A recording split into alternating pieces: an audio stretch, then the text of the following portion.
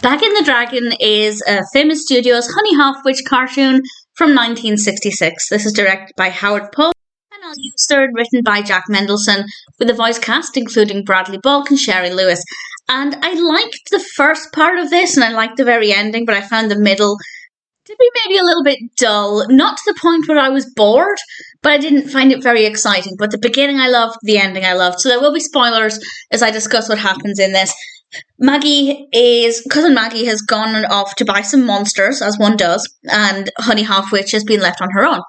And this salesman gives Honey a sample of this potion mix, and Honey takes the opportunity to put it into the cauldron, and it develops into little monsters.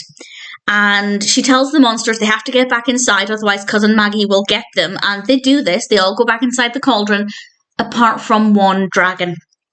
And this dragon decides to run all over, and she has to try and track it down and find a way to lure it back. And I think the reason that part didn't appeal to me was because I don't care for dragons. I'm not a fan of dragon stories. I think the only dragon I care for is the dragon in Shrek.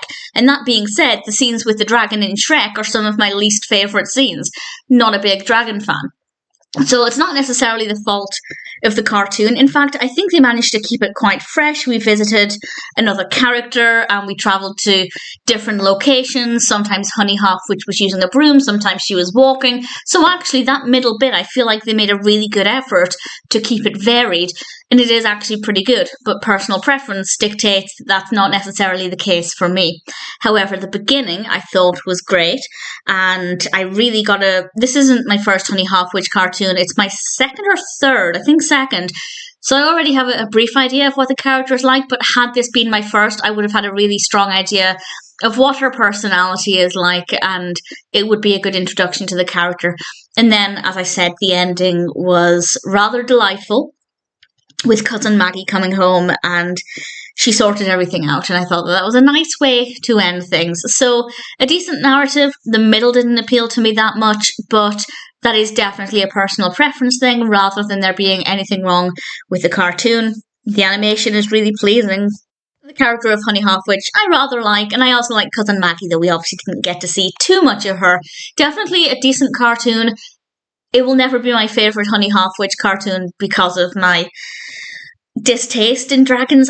I don't know if I dislike them or if I just don't care for them. I'm not 100% sure. But in this cartoon, I definitely didn't care for that particular character.